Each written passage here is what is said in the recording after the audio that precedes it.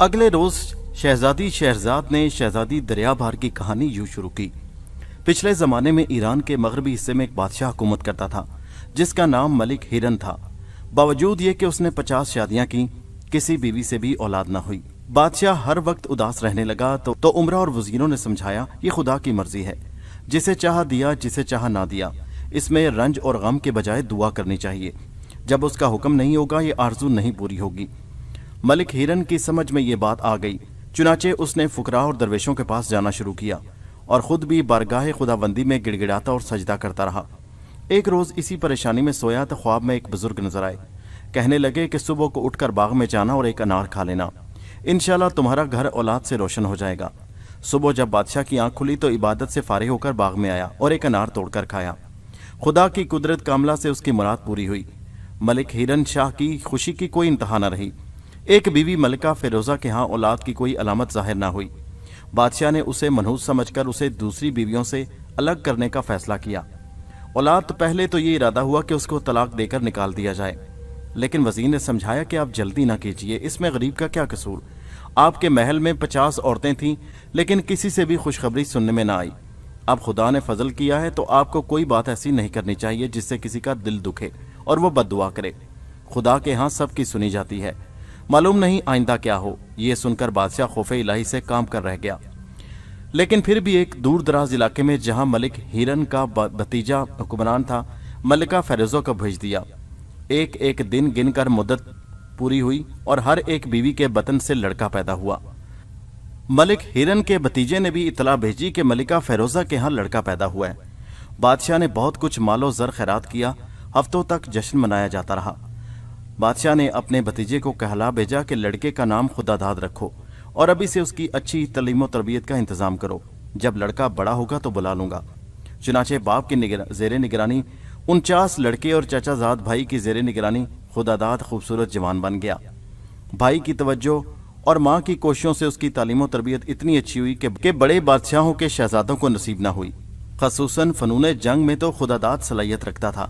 اسی زمانہ میں اتفاقاً بادشاہ کے ملک پر ایک دشمن نے حملہ کر دیا۔ بڑے زور و شور سے لڑائی ہو رہی تھی کہ یہ اطلاع خدا داد تک پہنچی۔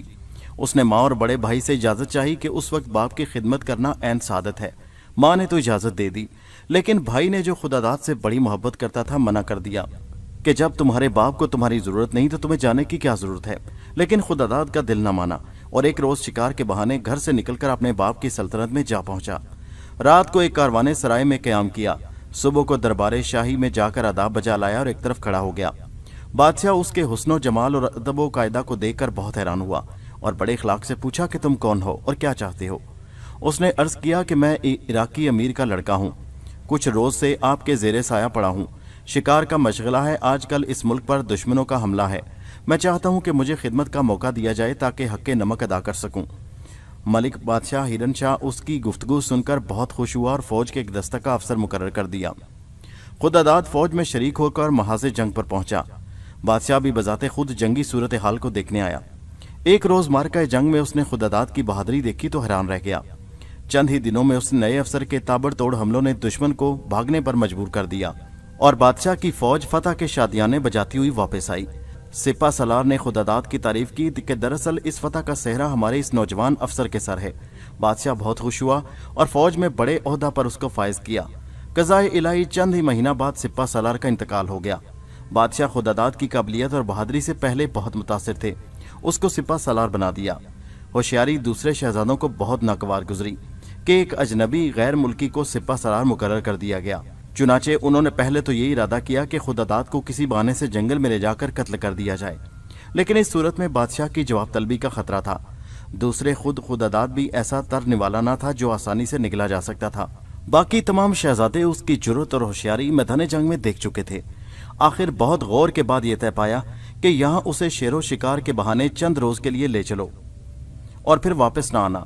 بادشاہ پریشان ہو کر سپہ سالار سے جواب طلب کرے گا، کیونکہ آج کل ہم اسی کی تحویل میں ہیں۔ جب ہم غائب ہوں گے اور سپہ سالار جواب نہ دے پائے گا اور نکال دیا جائے گا، اس کے بعد کوئی نتیجہ برآمد ہو چکے گا تو ہم سب لوگ اسی بہانے واپس آ جائیں گے۔ تجویز مکمل ہو گئی اور 49 بھائی خدا داد کے پاس آئے اور شکار کے لیے جانے کی اجازت چاہی۔ خدا داد نے کہا کہ ضرور جائیے، لیکن جلدی واپسی کی کوشش کیجیے वरना बादशाह को परेशानी होगी। सब ने वादा किया और शिकार के लिए रवाना हो गए।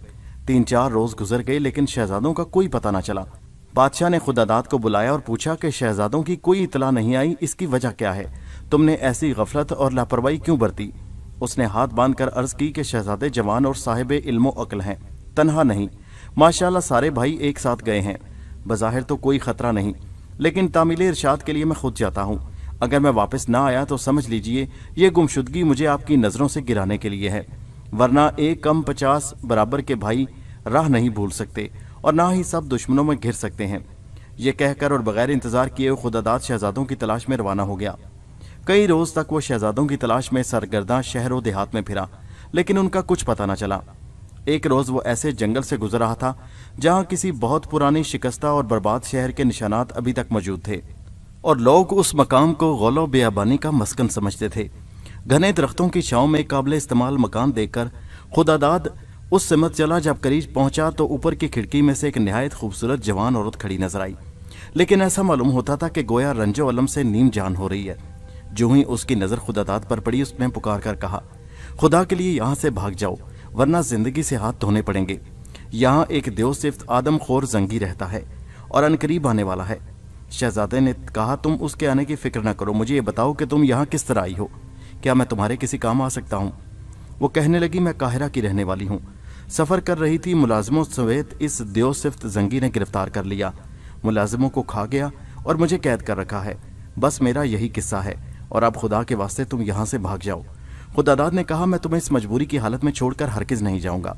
अगर वो आदमखोर रोज आता है तो आने दो। अभी इतनी गुफ्तगू हो रही थी कि वो शैतान नुमा जंगी घोड़े पर सवार आ गया और गुस्से में बकता हुआ खुदादाद पर हमलावर हुआ। शहजादा अपनी चालाकी से उसके वार रोकता रहा, लेकिन खुद कोई जवाबी हमला न किया। इसमें शक नहीं कि जंगी बहुत ही कवि हैकल और फनून जंग से आगाह था, लेकिन वो अपनी कुव्वत के जोर में मुसलसल हमले कर रहा था। यहाँ तक कि खुदादाद ने महसूस किया कि अब जंगी सुस्त होने लगा है, तो उसने गैरत दिलानी शुरू कर दी कि ओ नामर्द, बस इतना ही जोरदार कुव्वत थी। ये सुनकर जंगी मजनूनाना गुस्से में ताबड़तोड़ हमले करने लगा। गर्ज चंद घड़ियों की थका देने वाली लड़ाई के बाद जंगी आदमखोर बिल्कुल बेदम हो गया, तो खुदादाद ने अपनी तलवार बुलंद की और इससे पहले कि जंगी अपने बचाव के रास्ता निकाल सके, उसने तलवार का ऐसा वार किया जिससे बदनसीब की गर्दन कटकर सर कदमों में आकर गिरा। औरत ने ऊपर से खुशी का नारा बुलंद किया और खुदा के हजूर शुक्र के लिए सर झुकाया। फिर खुदादाद को उसने बताया कि मकान की चाबी उसके हाथ में होगी, अब आप इत्मीनान से अंदर आ जाइए। खुदादाद ने कुंजी निकालकर ताला खोला और मकान के अंदर आया तो औरत दौड़कर कदमों से लिपट गई और मुसरत के आंसू बहाती रही। बमुश्किल खुदादाद ने उसको उठाया और तसल्ली दी कि इत्मीनान रखो, आइंदा तुम्हें कोई तकलीफ नहीं होगी।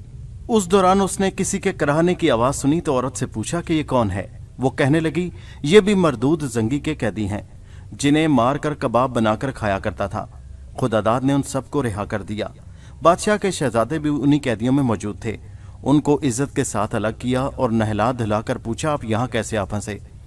बादशाह ने सारे मुल्क में तलाश कर डाला, आप सब किसी फरेब में मुब्तला होकर जंगी की कैद में आए होंगे। खुदा का शुक्र है मैंने आपको सही सालिम पा लिया, वरना बादशाह को क्या मुंह दिखाता।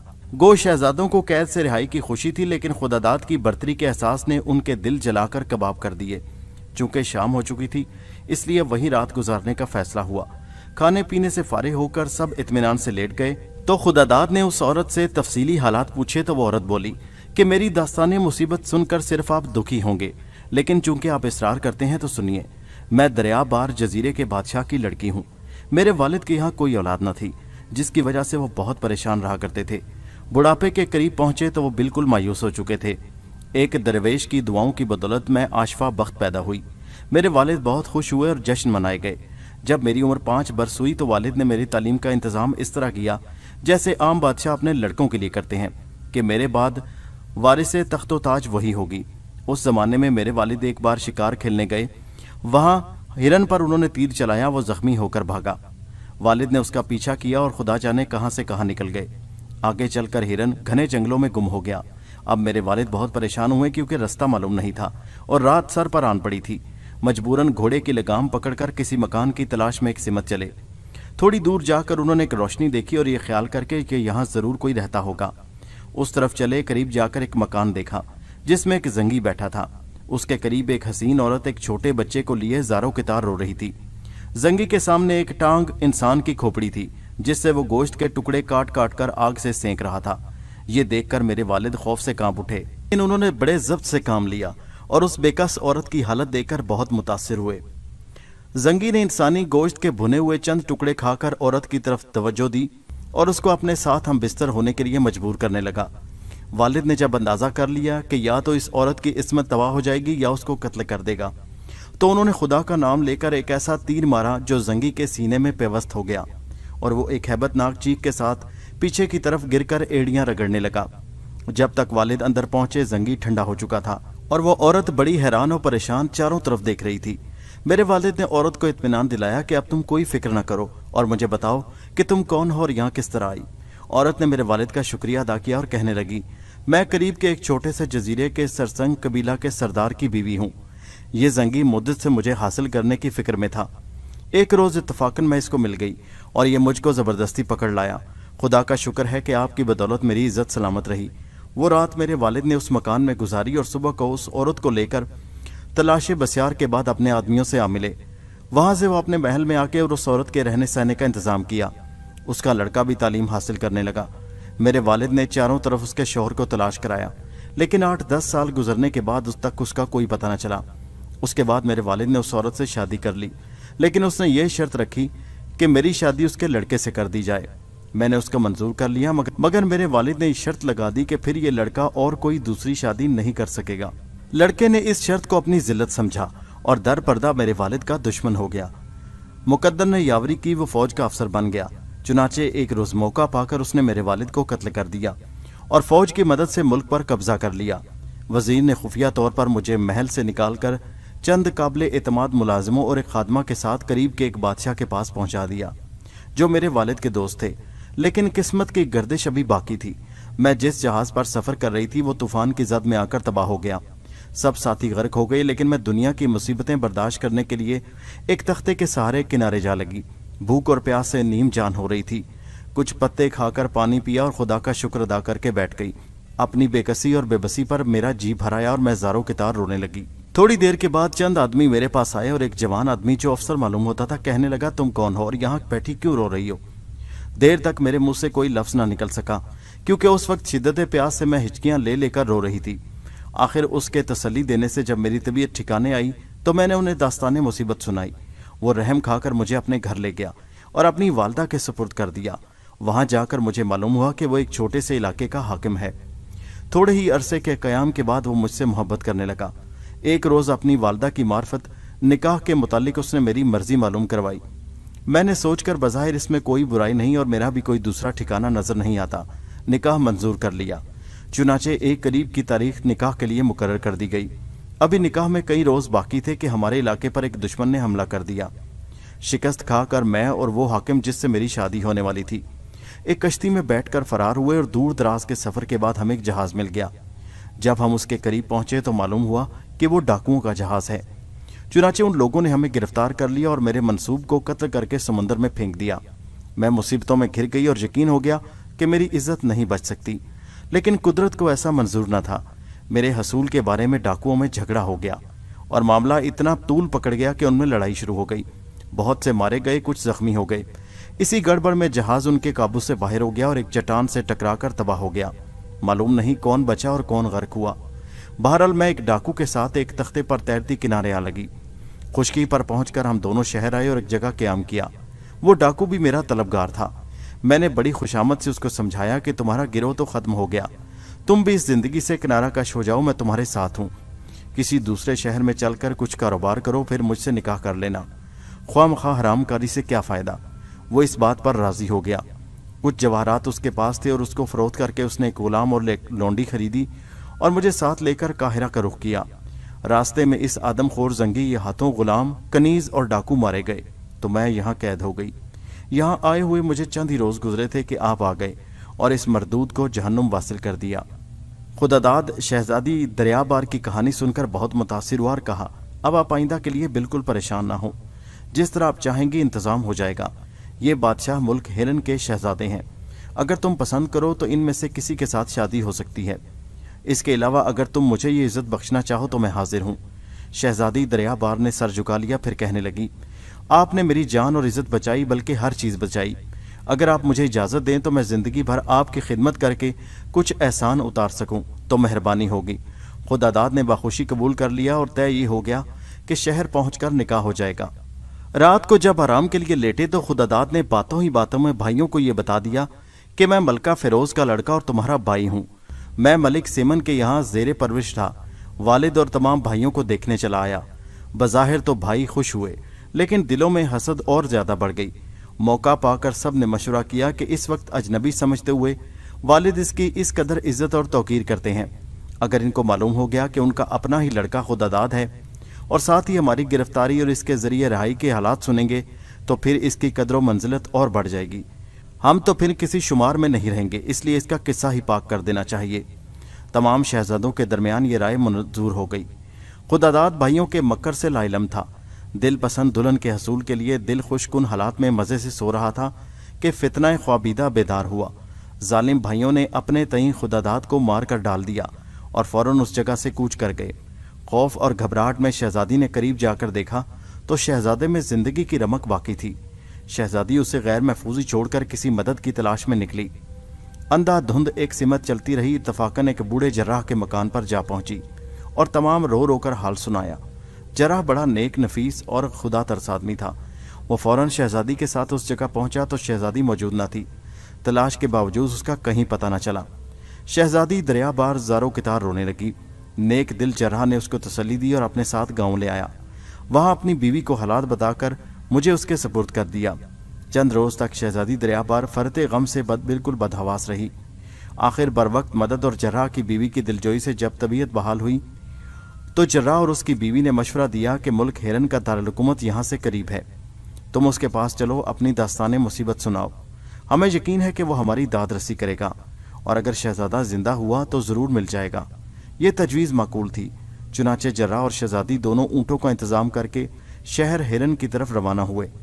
تیسرے دن وہاں پہنچ کر ایک گاؤں کے سرائے میں قیام کیا۔ جراح نے شہزادی کو سمجھایا کہ ہر کسی سے اپنا حال بیان مت کرنا، کیونکہ خداداد کے قاتل بھائی بھی یہیں موجود ہیں، اگر ان کو تمہاری آمد کا علم ہوا تو کوئی نہ کوئی فتنہ کھڑا کر دیں گے۔ چنانچہ پہلے جراح نے شہر میں نکل کر حالات معلوم کرنے شروع کیے تاکہ معلوم ہو سکے کہ شہزادگان نے آ کر کیا قصہ مشہور کیا۔ مختلف لوگوں سے معلوم کرنے پر علم ہوا کہ شہزادہ خداداد کی والدہ ملکہ فیروزہ بھی یہاں آ چکی ہیں اور اپنے بیٹے کی طرف سے بہت فکر مند ہیں۔ بادشاہ کو جب سے یہ معلوم ہوا کہ خداداد سپہ سالار اس کا اپنا بیٹا ہے تو اسے ہر طرف تلاش کرا رہا تھا، لیکن اب تک اس کا کچھ پتہ نہ چلا اور بادشاہ بہت رنجیدہ تھا۔ یہ سب حالات معلوم کر کے جراح سرائے میں واپس آیا۔ شہزادی کو سارے حالات بنا کر کہنے لگا کہ میری رائے ہے کہ تم کسی نہ کسی طرح پہلے ملکہ فیروزہ سے ملو، اس کا سارا ماجرا سناؤ، اس کے بعد بادشاہ تک رسائی آسان ہوگی۔ شہزادی دریا بار نے بھی یہ تجویز پسند کی۔ چنانچہ نقاب اوڑھ کر وہ محل سرا میں پہنچی اور دربانوں سے مختلف ہیلے بہانے کر کے اندر جانے میں کامیاب ہو گئی۔ ایک کنیز اس کو ملکہ فیروزہ کی خدمت میں لے گئی۔ وہاں پہنچ کر اس نے اکیلے ملنے کی درخواست کی۔ ملکہ فیروزہ نے بڑے تعجب کے ساتھ اسے الگ لے جا کر آنے کی وجہ پوچھی۔ شہزادی دریا بار نے رو رو کر شہزادہ خداداد کی ساری داستان سنائی اور جس طرح جراح کی مدد سے یہاں پہنچی تھی سارے واقعات بیان کیے۔ ملکہ فیروزہ یہ حالات سن کر بہت روئی۔ اس کے بعد اس نے بادشاہ کو محل سرا میں بلا کر سب حال سنایا۔ بادشاہ دیر تک شہزادی سے مختلف سوال کرتا رہا۔ اس کے بعد غصہ کی حالت میں باہر گیا اور تمام شہزادوں کو بلا کر اصل واقعات بتانے کا حکم دیا اور ساتھ یہ بھی کہا اگر تم نے غلط بیانی کی تو سب کو قتل کرا دوں گا۔ ایک کمزور دل شہزادے نے سارا ماجرا بیان کر دیا۔ اس طرح شہزادی دریا بار کی مکمل تصدیق ہو گئی۔ چنانچہ بادشاہ نے تمام شہزادوں کو قید کروا دیا اور خداداد کو مردہ سمجھ کر ایک مقبرہ بنوایا جہاں روز خود بخود جا کر فاتحہ خوانی کرتا اور اپنے قابل ہونہار لڑکے کو یاد کر کے روتا۔ ابھی بادشاہ کا رنج و غم کم نہیں ہوا تھا کہ قریب کے ایک دوسرے بادشاہ نے جسے معلوم ہو گیا کہ خداداد سپہ سالار قتل ہو گیا ہے اور دوسرے شہزادے بھی قید میں ہیں، ہیرن شاہ کے ملک پر حملہ کر دیا۔ بادشاہ کے پاس جو کچھ فوج تھی اس کی مدد سے مقابلہ شروع کیا، لیکن وہ دل شکستہ ہو چکا تھا، جم کر مقابلہ نہ کر سکا، یہاں تک کہ بادشاہ کی سپاہ پسپا ہو کر دارالسلطنت کے قریب پہنچ گئی اور یقین تھا کہ دشمن غالب ہو جائے کہ چند سوار بے تحاشا گھوڑے دوڑاتے ہوئے بادشاہ کی خدمت میں آئے اور آداب بجا کر کہا، مبارک ہو، شہزادہ خداداد ماہ کثیر فوج کے آ گئے ہیں۔ بادشاہ جوش مسرت میں آ کھڑا ہوا اور اسی وقت گھوڑے پر سوار ہو کر اپنے ہونہار بیٹے کے استقبال کو چلا۔ شہر کے دروازے کے قریب خداداد مل گیا۔ बाप को देखकर घोड़े से कूद पड़ा और दौड़कर रकाब थाम ली। मलिक हिरन भी घोड़े से उतरकर बेटे से लिपट गया और देर तक मोहब्बत के आंसू बहाता रहा। फिर शहजादे को लेकर महल सरा में पहुंचा और उसकी वालदा को इतला दी। मलिका फेरोजा ने आकर बेटे को प्यार किया और शहजादी दरिया बार के आ जाने की भी खुशखबरी दी। शहजादा सबसे मिल मिलाकर बाप के हमरा दरबार में आया और उसी वक्त अफसरान फौज को बुलाकर सूरत हाल के मुतालिक मशवरा किया और ये तजवीज़ तय पाई कि दुश्मन पर हमला कर देना चाहिए। चुनाचे खुदादाद की ज़ेरे कमान एक मजबूत दस्ता तैयार हुआ और उन लोगों ने बेजिगरी से दुश्मन की फौज पर छापा मारा। मंसूबे के मुताबिक रात ही रात में दुश्मन की फौज के मुख्तलिफ हिस्सों पर कई शब खून मारे गए। फिर शहजादा वापस आ गया। तमाम फौज में मशहूर हो गया कि सिपा सलार शहजादा खुदादाद वापस आ गया है। इससे फौज का हौसला बुलंद हुआ। हस्बे मामूल जंग शुरू हुई। दुश्मन खुदादाद के हमलों की ताब ना लाकर फरार हो गए। खुदादाद ने पीछा करके तमाम फौज को तितर बितर कर दिया और बफता फेरोजी वापस तमाम मुल्क में फतह जश्न का ऐलान कर दिया। दूसरे रोज बादशाह ने खुदादाद की शादी दरिया बार से कर दी। शादी के रोज खुदादाद के इसरार पर मलिक हिरन बादशाह ने सब शहजादों को रिहा कर दिया। सब भाई खुदादाद की ये सैर चश्मी देखकर गर्विदा हो गए और अहद कर लिया कि आइंदा जहां खुदादाद का पसीना गिरेगा हम अपना खून बहा देंगे। बादशाह ने जर्राह को बहुत कुछ इनाम देकर रुखसत किया। खुदादाद ने अपना हाल बादशाह से अर्ज किया कि शहजादी दरिया बार मुझे छोड़कर जब जर्राह की तलाश में गई तो उसके बाद एक सांडनी सवार आया और मुझे जख्मी देकर अपने साथ ले गया। वहां बड़ी मेहनत से मेरा इलाज कराया। जब मैं तंदुरुस्त हो गया तो उस जमाने में ये जंग छिड़ गई। वो इलाका भी हमारी सल्तनत में था। मैंने कुछ सिपाही इकट्ठे किए और आपकी खिदमत में हाजिर हो गया। बादशाह ने उस शख्स को बुलाकर जिसने शहजादे का इलाज कराया था इतना इनामो इकराम दिया कि 7 पुश्त तक काफी होगा। सब लोग उसके बाद हंसी खुशी रहने लगे और फिर कोई मुसीबत उन्होंने नहीं देखी।